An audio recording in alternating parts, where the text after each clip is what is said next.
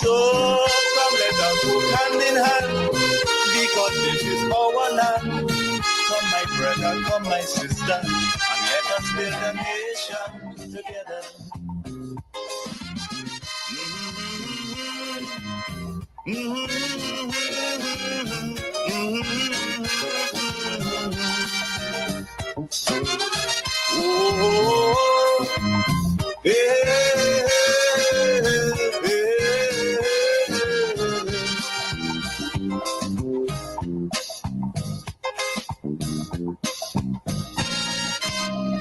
So much of things that we need to see about. Surely I do have to spell them out. Cause you know as well as I do, the only way is put in more effort and less play. Because now, more than ever, we must show discipline, tolerance, and production to build a strong and better nation. I say that is the main foundation. So come let us go hand in hand, because this is our land. Come my brother, come my sister, and let us build a nation together. Come, let us walk hand in hand. Come, my brother, come, my sister, and let us build a nation together. This place we call home is indeed home, and we need to build it.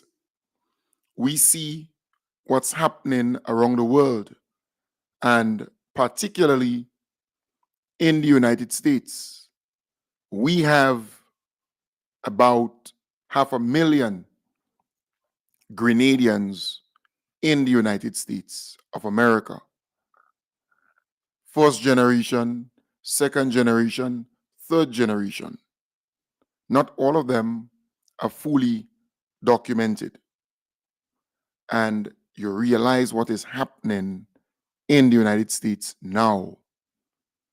So there is this extra drive to build what you have at home, make it better, improve it, enhance it, because no country around the world could refuse their citizens.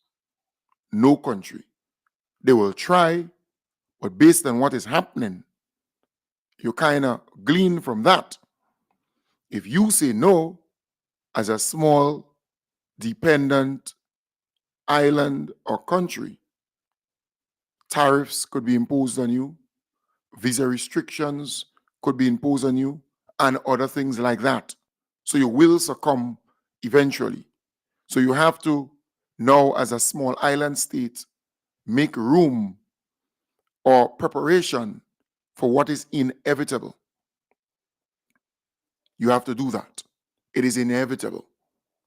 Some of our people who are not documented will return home. It would be wise if we can work with the authorities in the United States to make sure that when they come, you have a full background on them so you know who coming, right? I think that is what is important at this point in time. So you know if they committed this crime or not, or if they just clean. That's so important. So building your country, making it better, enhancing it, it's important. Even if you're even if you're doing it from outside, even if you're in the diaspora, building the house you have up here in Grenada, right? Fixing it, enhancing it, buying a piece of land, building something on it, investing in Grenada. That is important. Wanting to see Grenada on the right path, remaining positive at all times, and encouraging those who are trying to do even more, right? So I urge you, folks, understand what is happening globally. A Grenadian citizen cannot be refused.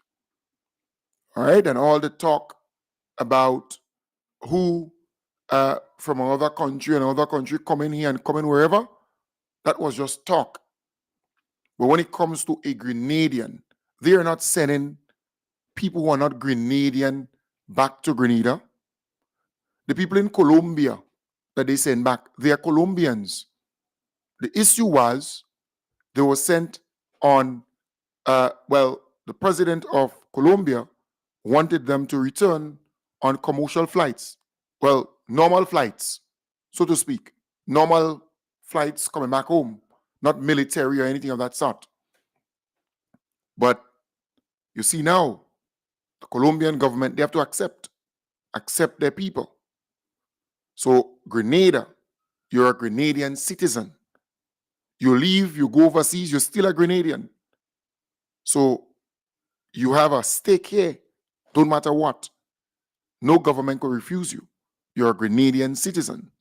So you have to prepare for that. All right? There are people out there who are law-abiding, but still, they're undocumented, and you never know. You never know when. So again, building this place is important. Building this place, and all this rumor about countries will be getting people who are not from their country, that's not the case. At this point in time, that's not the case. If a person comes to Grenada, they have to be a citizen of Grenada. If they're deported, they have to be a citizen of Grenada. You have to be from here in Grenada. All right? So building this place, making it better is so, so important. Good. Let's get to the meat of this morning's conversation. And let's start off with some positive news. As always, I try to start the program off with positivity. The folks in Carriacou, they got some assistance from SAEP. You know, it's a kind of branch of the Ministry of Agriculture. Continuing the news, 20 backyard gardeners and 3 fishermen from the sister isle of Carriacou received kits from the Climate Smart Agriculture and Rural Enterprise Program SAEP to enhance their craft and boost subsistent living. As the project prepares to be closed off in March 2025, the largest cohort of 20 backyard gardeners received implements that will support their subsistent farming, along with 3 fishermen that received engines for their fishing vessels. These items were handed over during a brief ceremony at the Mermaid Conference Room earlier this week. Head of the Rural Development Unit and Project Coordinator is Dr. Stephen Fletcher. Use it for the purposes for which it is granted. For your household, for your nutritional value, for your food security, helping. A little goes a long way. And if you use it well, next year, you should not be looking for some more gain, but you should have invested so well this round that you can expand and you can save some of the seedlings and sow this year for replanting next year. In the same way you received part of your material under the backyard gardening program some weeks ago, and you probably thought, I'm not going to get the rest, but we are delivering today. We are delivering today. So too, the other persons, the other fisher folks who applied under the SAEP program again for support, your engines will come. Dwight Logan, personal assistant to Minister Tevin Andrews, explained that the initiative aligns to the Ministry of Carriacou and Petite Martinique Affairs priorities of promoting food security.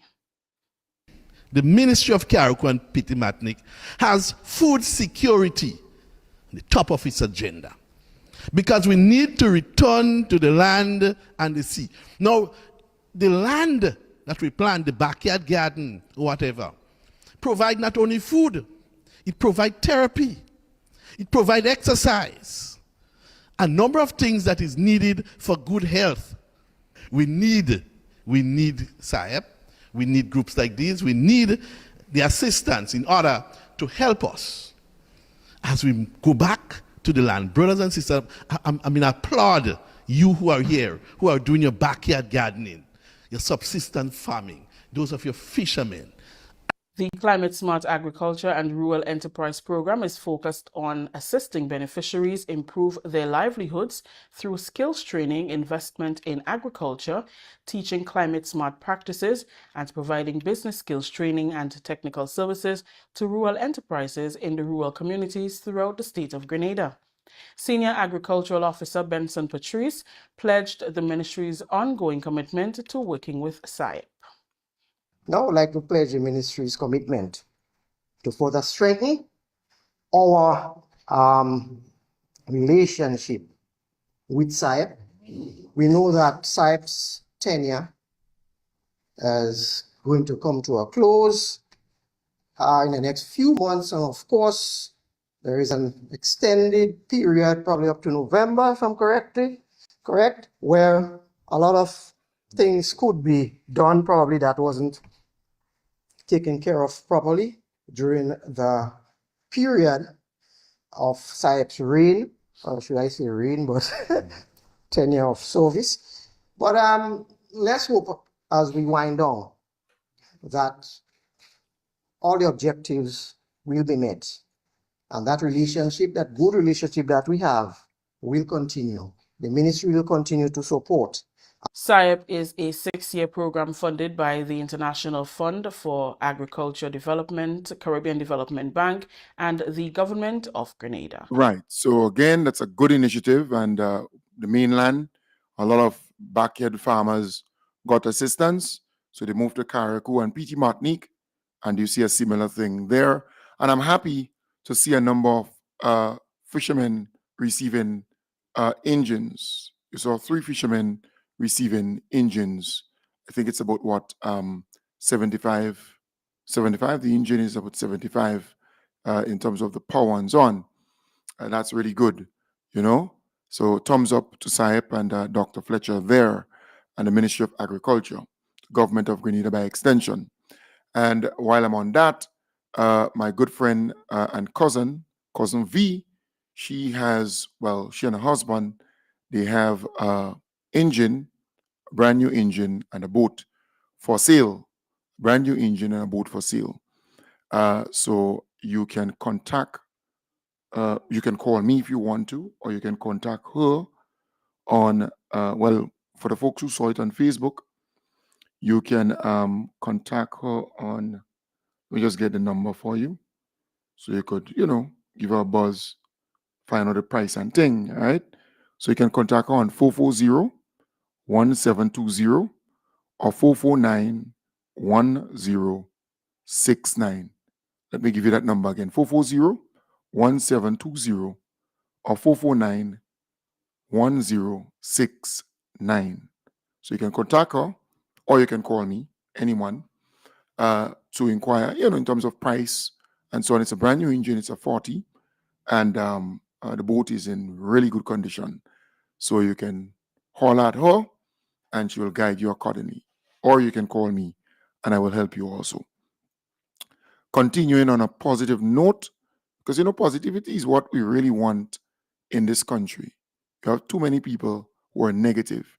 So for example, the Ministry of Health, they had this stakeholder meeting, consultation and, engagement with stakeholders and people within St. Andrew. And people are asking, but where was the opposition? Because you have Kate Lewis and you have Emlyn Pay representing 2 constituencies in St. Andrew. Were they present at that engagement? Because they're quick to talk. They love to talk and criticize and condemn. But when you have consultations, when you have engagements, you don't see these people at those events. To enhance the service delivery of Grenada's 2nd largest hospital, Princess Alice, health officials engaged with residents of St. Andrew and the surrounding parishes. Last evening's stakeholder meeting gave the public the opportunity to make suggestions on how the institution can be further developed. Princess Alice offers a comprehensive range of healthcare services, medicine, pediatric, maternity, accidents and emergencies, and X-ray and outpatient clinics. During a public meeting held at the Rainbow Inn, St. Andrew, Chief Medical Officer Dr. Sean Charles outlined a general scope of ideas for the development of the hospital. Dr. Charles emphasized a renewed focus on strengthening primary healthcare services to meet the needs of the country. The first is the focus on primary healthcare. This has to be a central element in all our thoughts, where this should be the first point of care for every individual. All right, primary health care should be the first point of care for every individual. What does this mean? It means that we will not have overrunning of the emergency services at Princess Alice hospitals when there is a flu season or when there is a gastroenteritis season. It means utilizing your primary healthcare provider more. That is your first entry point into the health services. All right. The hospital, of course, is there to assist persons in getting back on their feet when they get very ill, and of course, we will do our best to enhance the services as we go along. You will hear as we have plans to, as part of a primary healthcare drive to increase on the number of hours of services in our district facilities. We have already started in many of our health centers, adding additional district medical officers and increasing, having clinics daily as opposed to maybe once a week as occurs in some instances. But all of that is a work in progress. Minister for Mental Health and MP for St. Andrew Northwest, Honorable Delma Thomas, said that the common goal is to ensure that the needs of the people are met. Our goal here this evening is straightforward: to create a hospital that meets the need of our people holistically, addressing not only immediate healthcare concerns, but also ensuring long-term access to essential services closer to home. And it's a discussion that we have been having as MP. Constituents will normally come to you and say, we need A and we need B as it relates to Princess Alice Hospital. And so as policymakers, we have a responsibility to advocate on behalf of the people of St. Andrew and surrounding area. She also highlighted decentralizing healthcare, making it all more accessible. For too long, our residents of St. Andrews and neighboring areas have to make lengthy trips to the general hospital in the city for important medical services. This is not only inconvenient, but in some cases life-threatening based on the nature, but it's also costly for those who do not have the monies to take them there.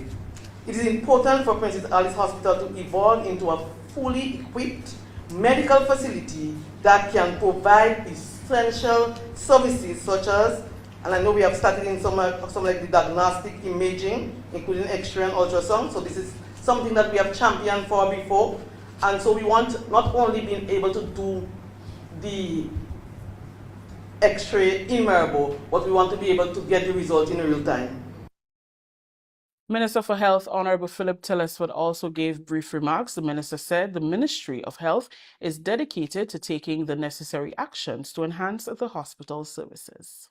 We must ask ourselves some very tough questions, but we should not stop at questions. We must render ourselves profound solutions, and not just render solutions, but we must put action to those solutions and ensure that we stay the course and get results from those actions. If we do that, bit by bit, healthcare will be different in Grenada.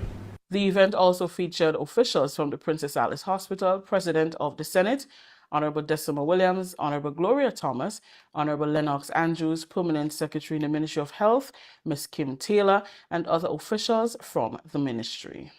Yes, so that's very good. I love that. Engaging stakeholders, engaging the people of St. Andrew to improve Princess Alice Hospital.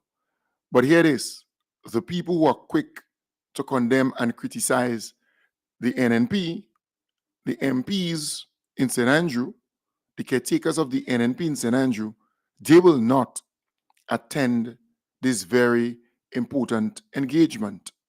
They are quick to condemn. They want something negative to talk about. But when it comes to constructively engaging in these kind of stuff, they're not interested about that. No. So it's really good to see that they're, involving the people in the whole revamping, the whole upgrading, the whole bettering of Princess Alice Hospital. It's a very important hospital for the people of St. Andrew, people of St. Patrick, at least St. Andrew and St. Patrick, and to a certain extent, St. David. So again, I love to see that. That's a very, very good thing. Sticking with some positive news still, before I start talking to you about a number of other things. Currently, we are receiving about 300 pounds per acre of cocoa. We can achieve 2,000 pounds of cocoa. It has been achieved regionally. We intend that our chocolate producers are now even more empowered. They have a better understanding, a better grasp of taste, of fermentation, and the other aspects that would really impact our fine flavored bean to bar experiences. So this training, through empowering our farmers that are here, our officers, our extension officers that are here, and our chocolate producers, we expect that Grenada's fine flavor cocoa, which currently receives the highest premium on the market, would keep performing and continue to produce even more. Interestingly, after burial, cocoa was the first crop that started growing back, started flushing. We understand that you don't get the best price for cocoa as opposed to some of the other agricultural crops. But cocoa is an insurance crop. And in any agricultural system, we need crops like cocoa that adds to our resilience as an agricultural sector. Yes, so the University of the West Indies, they had this training, this 5-day training, looking at cocoa production. So that's the University of the West Indies St. Augustine's Cocoa Research Center, right? So it's a part of UWI. They had this 5-day training for cocoa farmers and for cocoa producers, right? Those in the industry producing things from cocoa. That is a really good thing, a really, really good thing. So you're going to get better yields. You're going to get better quality cocoa or cocoa bean from the farms. So that is a very, very good move. And we want to see UWI's involvement some more. We want to see UWI's involvement some more in agriculture generally, not just here in Grenada, but throughout the region. Grenadian entrepreneurs can take advantage of the Eastern Caribbean Partial Credit Guarantee Corporation's new loan guarantee product called MSME Growth. The product is designed to help micro-entrepreneurs in the Eastern Caribbean Currency Union who may not qualify for loans under the corporation's program. It facilitates ease of access to finance for loans of up to 50,000 EC dollars. Chief Executive Officer of the corporation, Carmen Gomez Trigg, during a recent episode of ECCB Connects, explained that borrowers do not need to provide collateral or equity, and they receive an extra $1,500 allowance to handle bookkeeping services.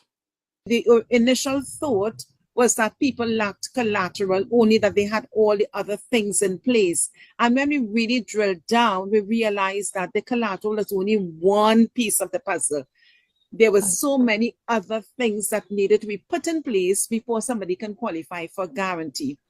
The pressing need was documentation. So without documentation, the bank can't assess you, we can't assess you. So therefore, the documentation is critical. So this product has been really, really successful. The entrepreneurs have been grateful to have this because they no longer have to dig into their pockets to get money to provide their accounting services. Comestrig said small businesses operating for more than 1 year and with less than 50 employees qualify to apply for the loan. Entrepreneurs who have been in business for more than 1 year, and let me explain the difference between in business and registration. Now, you could have been in business for many years or many months and so on, but not registered. We are looking at your time of operation. So if you were in business from last year or the year before and you haven't registered, you can go and get registered. We would still consider that your business is more than 1 year old. So people who have been in operation for more than 1 year. You need to have less than 50 employees, and most of our clients do not have more than 50 employees. And you need to be able to go into the bank with that registration form, and you need to be able to talk to the bank about what your income flow is, what all your revenue streams are, and also what your expenditure outflows are. So your revenue and your expenses. It would help if you have an account with the bank that they can check your banking records and so on. And basically that's it. The bank is going to make its own assessment as to your credit worthiness, and then they will come to us. So the maximum on this particular loan guarantee, which you call the MSME growth guarantee, is 50,000 EC dollars. The CEO added that many small businesses are struggling and sometimes end up taking short-term or high-interest loans, which keep them struggling. Small business operators are advised to contact the Eastern Caribbean Partial Credit Guarantee Cooperation for more information on how they can access the loans. A lot of them are struggling. They want the money. They don't know how to access it. We do have some of them going to what we call the payday lenders, but usurious interest rates, and we don't want them to do that. To us, it's painful to see our entrepreneurs who are growing our economies face a huge interest rate, such as charged by the payday lenders. Now, we know that they don't have the collateral or what we call the security in the region. We know they don't have the security. So we have come in to say, okay, we are going to provide 80% of that security that you need. For this particular product, we say you need 20%. Okay, we're going to give you a blind. We're not even asking for the 20% upfront. We will let you save it in little bits and pieces after you get the loan. So you come into us without documentation, without any security, and you're getting the money to grow your business. In the growth of your business, you will do two things. One, repay the loan, and two, put aside a little bit of money to grow that collateral that you did not have at the beginning. The ECPCGC works with financial institutions in 6 of the 8 ECCB member countries: Antigua and Barbuda, Grenada, the Commonwealth of Dominica, St. Kitts and Nevis, St. Lucia, and St. Vincent and... Yes, so again, entrepreneurs, this is a good opportunity for you to take advantage of. All right, it's very difficult to get loans in the banks. You have a small business, it could be very challenging. It's a good opportunity for you to get the assistance from this particular access point. All right, so please take note and take advantage of that. Folks, I want to say to you that there is 2 main political parties in Grenada. Forget about all the others. You have NNP, you have NDC. The NNP has received, or the NNP received 28,000 votes, just a little above 28,000 votes in the last general election. The NDC received just about 31,000 or so, just a little above 31,000 votes in the last general election.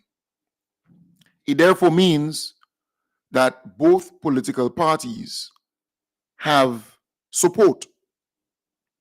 So the NNP could call a meeting, and once they properly mobilize their supporters, they can have thousands of people in one space.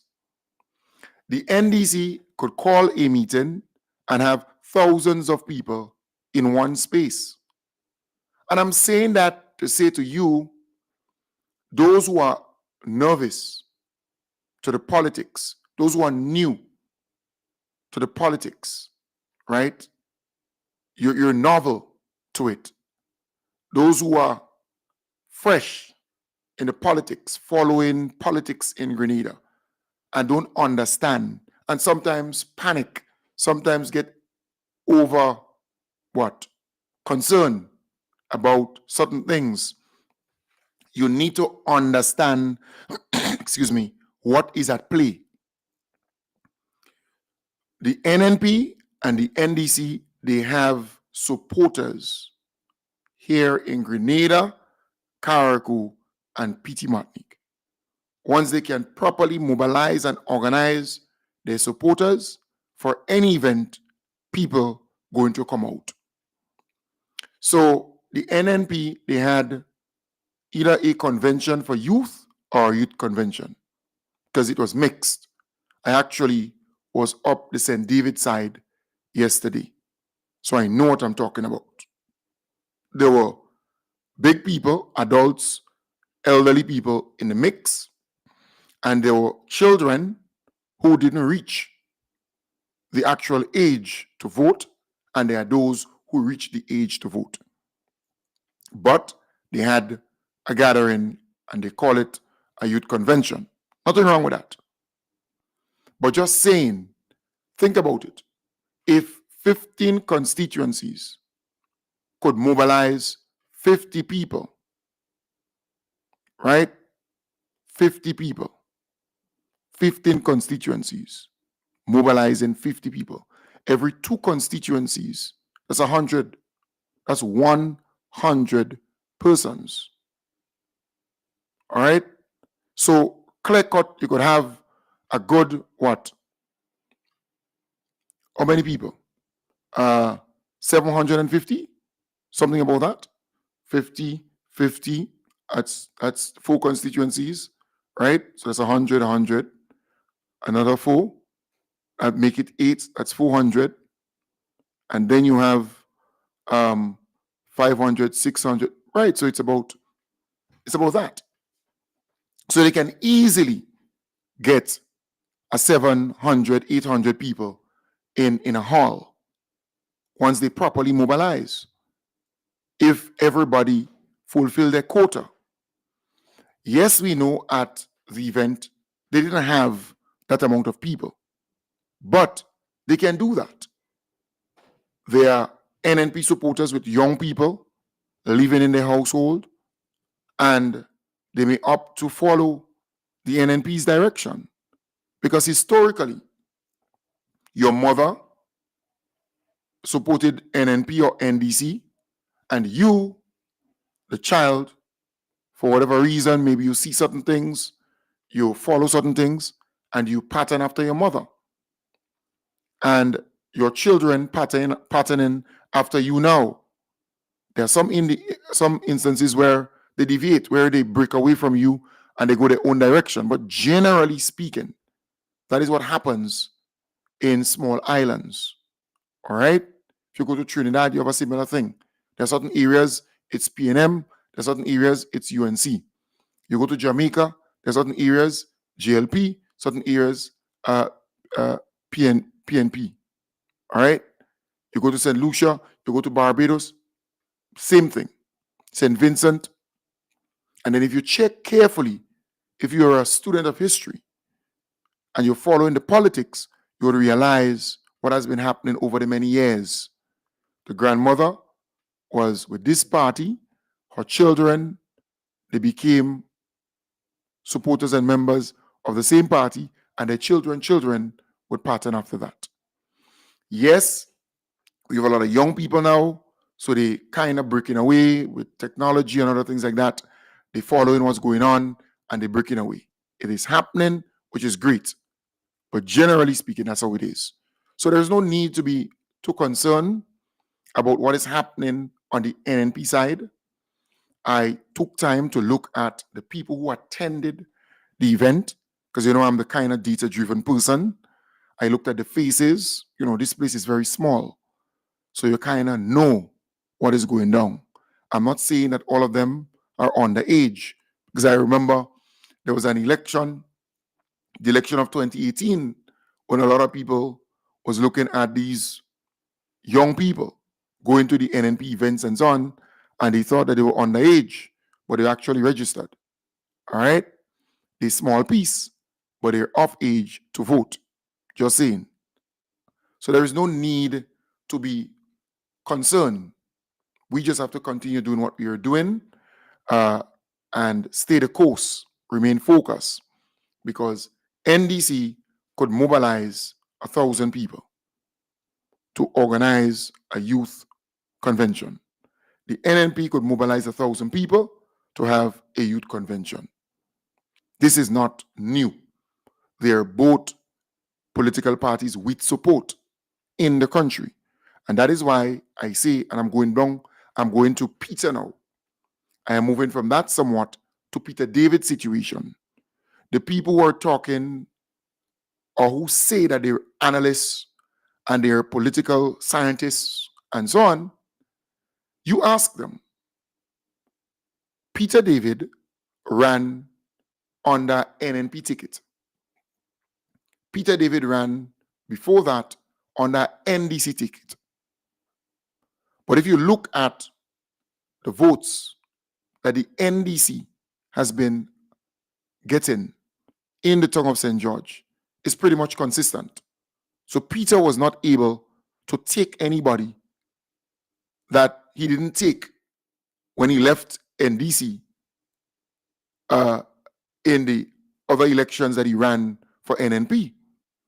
Who he took when he left NDC, he took them. But after that, because they were Peter supporters, not genuine NDC supporters. So he didn't, in the other elections that he ran for NNP, he was not able to take NDC supporters with him again, because the solid supporters of NDC remain with NDC. And when he ran with NNP, his supporters, the few supporters that he had personally, they joined NNP to vote for him. That is why he got a little more than Nicholas Steele got in 2013. I think 238 votes more. So I am saying to you, the NNP supporters in the tongue of St. George will support NNP. And the NDC supporters in the tongue of St. George will support NDC. Peter David does not have enough personal votes to win the seat in the tongue. And he cannot be a spoiler. That would not happen, because his supporters, and may I add, the only party that may suffer would be the NNP, because normally the NNP will get those personal votes that Peter had. So in reality, the party who will suffer the most would be NNP, because the personal votes that Peter had voted for NNP because of Peter. So Peter is no longer with NNP, and he says he will be independent in the lower house of parliament, right? And he's no longer with NNP. NNP will lose those personal votes, but the NNP core support will remain, meaning the people who normally support NNP and who were NNP supporters, they will remain with NNP. Peter can't take them. He doesn't possess the power to take them. And he will not impact negatively the NDC votes, because that has been consistent. No matter NDC was losing that seat, the numbers continue to grow. They moved from 789, I think, to 1,118. So the numbers continue to grow. So you have to understand the dynamics. So yes, you hear some people talking about third party and start third party. there is no way Peter can win Tong with a third party. He will be like Francis Banfield, the lawyer who passed away some years back. She ran and she got some votes, right? But nothing significant. Nothing significant. So Peter's personal support, you see, some people, they believe certain things, but reality is different. Peter knows that he doesn't have enough personal votes to win a seat in the tongue of St. George. He knows that. Don't believe he doesn't. He knows that.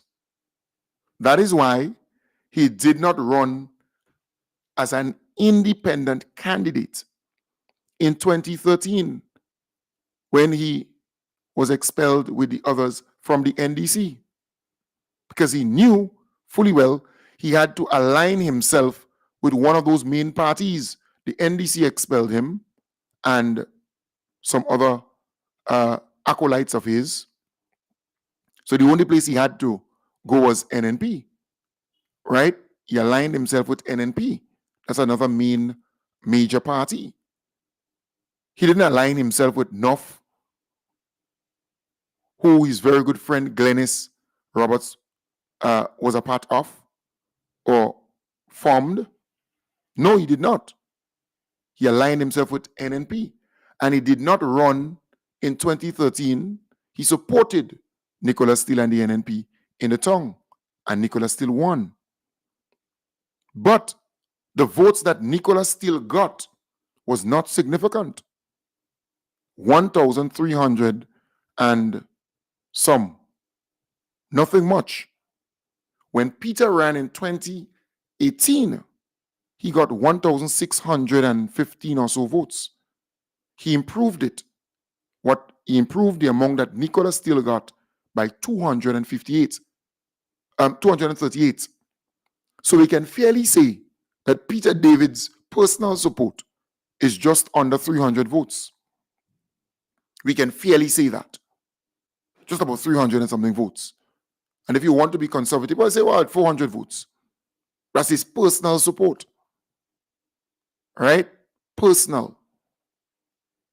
But in the election of 2018 to 2022, Peter David, who beat Claudette Joseph, well, the Honorable Claudette Joseph, the Honorable Peter David, right? Claudette Joseph by 826 votes in 2018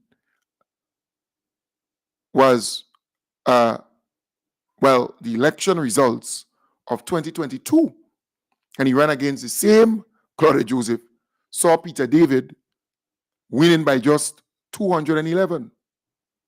All right? From 826 votes in 2018, he won Claudette by. In 2022, he won her by 211. So she made significant gains. Significant gains. Gains of what? Gains of 600 and something votes. And that must be mentioned. This is no joking matter. All right?